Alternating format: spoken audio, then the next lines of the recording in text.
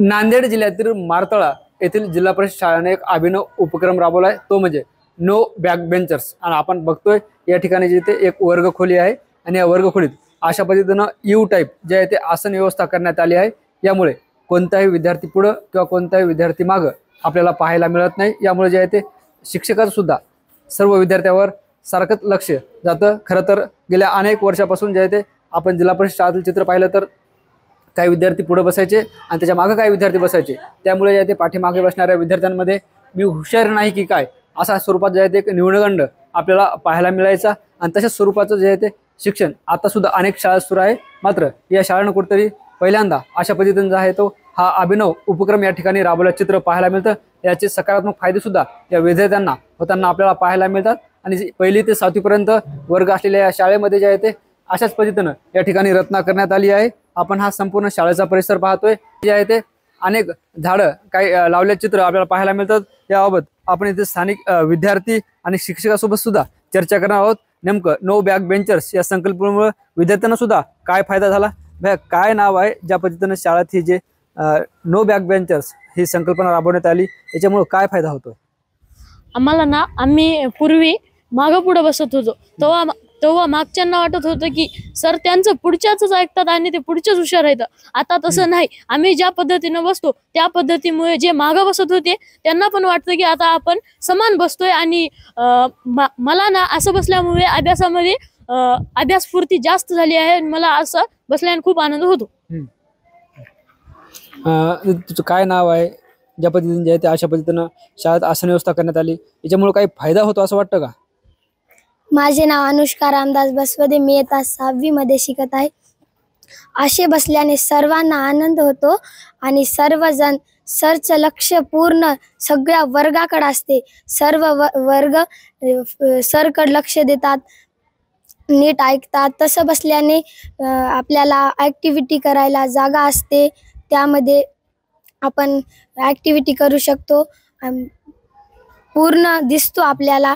आणि मैत्रीण पुढे बसल्याने मी जर मागे बसत असेल तर मैत्रीण पुढची म्हणत असेल की मी तिला म्हणत असेल की मला दिसत नाही, तू थोडं सरक, तिनं म्हणेल नाही, म्हणून मला दिसना गेल्यानं मग सर दुसऱ्या बेंचावर नेऊन बसवायचे। म्हणून आम्हाला खूप दुःख होत असेल, म्हणून सर आम्हाला असं बसवले आहेत। याच्यामुळे काही अभ्यासात परिणाम झालेला वाटतं का तुला? नाव कसं? नमस्कार, माझे नाव आराध्या लांडगे, मी इयत्ता 7वी मध्ये शिकत आहे। असे बसल्याने आम्हाला बोर्डवरचे दिसते व आमचे संपूर्ण लक्ष सरांकडे असते व सरांचे संपूर्ण लक्ष आमच्याकडे असते। मला असे वाटते की असे संपूर्ण शाळेत बसावे। ज्या पद्धतीनं ही व्यवस्था करण्यात आली, यापूर्वी तू कुठे बसायची? पूर्वी मी 3ऱ्या बेंचवर बसायची, कारण यानं पुढे बसले की मला दिसत नाही। यायला थोडंसं बाजूला सरका म्हणलं की यायनं म्हणायचे मी सरकणार नाही, तुला कुठे बसायचे, बस, मला काय सांगू नको असे म्हणायचे। म्हणून आम्ही हे योजना लावली। तुझं काय नाव आहे?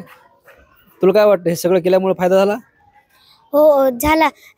सर्व आधी आम्ही लाईनीने बसत गेलो तेव्हा की नाही मागलचे मुलं पेज फाडायचे, चॉकलेट खायचे, त्यांचं लक्षच नव्हतं सरांकडे। आता असे बसल्याने सरांचं लक्ष त्यांच्याकडे आहे आणि त्यांचं बी लक्ष सरांकडे आहे। म्हणून सर बेंच पाशी येऊन वह्या चेक करतात, चुकलं तर काही समजून सांगतात, असं मला वाटते।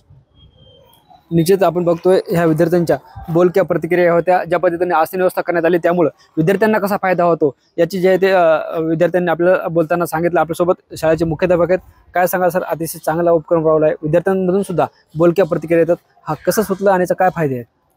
नमस्कार, माझे नाव रवी ढगे, जिल्हा परिषद केंद्रीय प्राथमिक शाळा ही एक नाविन्यपूर्ण उपक्रम राबवणारी शाळा म्हणून नावाजलेली आहे।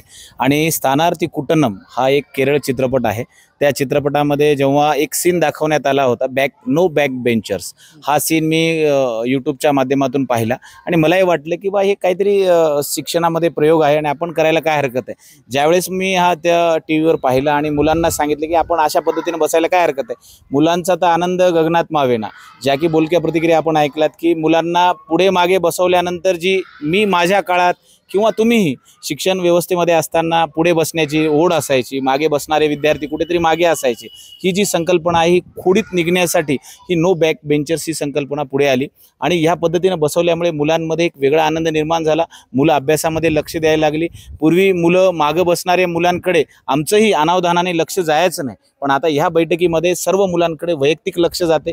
जो मुलगा आला नाही त्या मुलांकडे विशेष लक्ष जाते. अशी काही मुलं होती की अभ्यासात मागे असल्यामुळे ते शाळेतच यायचे नाही, मग कधी कधी हजेरी घेताना आपल्याला कंटाळा वाटायचा, पण आता तसं नाहीये. आपण वैयक्तिक त्या मुलाकडे लक्ष देतोय, तो मुलगा शाळेत येतोय आणि नियमितपणे विद्यार्थी येण्याची संख्या वाढली, मुलांमध्ये अभ्यासाची प्रगती वाढली आणि पालकांमध्ये एक चांगला सकारात्मक ऊर्जा निर्माण झाली. पालकांनाही वाटते की माझा मुलगा जिल्हा परिषदमध्ये जरी शिकत असेल तर तो कुठेतरी पुढे जाणार आहे आणि चांगल्या पद्धतीने शिक्षण व्यवस्था निर्माण झालेली आहे आमच्या गावामध्ये.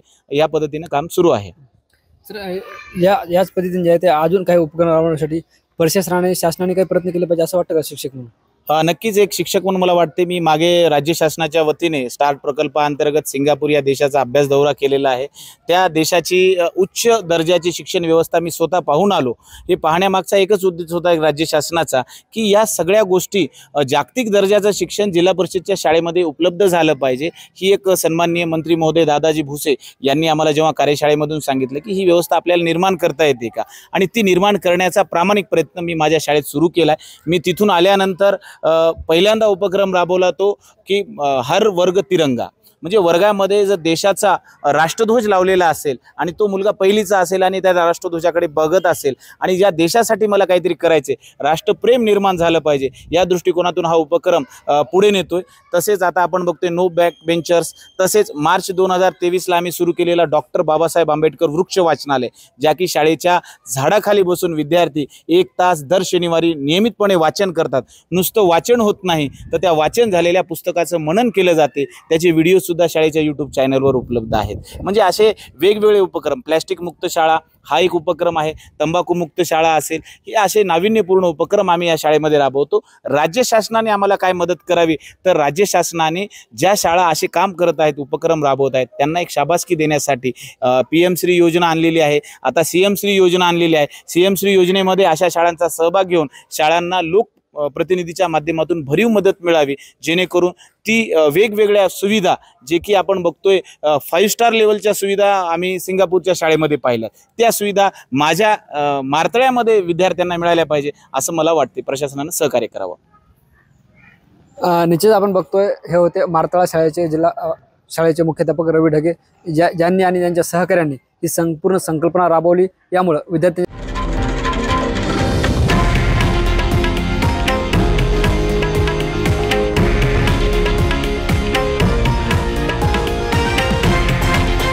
हे आहे देशातील नंबर 1 न्यूज नेटवर्क आणि आपण पाहत आहात TV9 मराठी, एकमेव.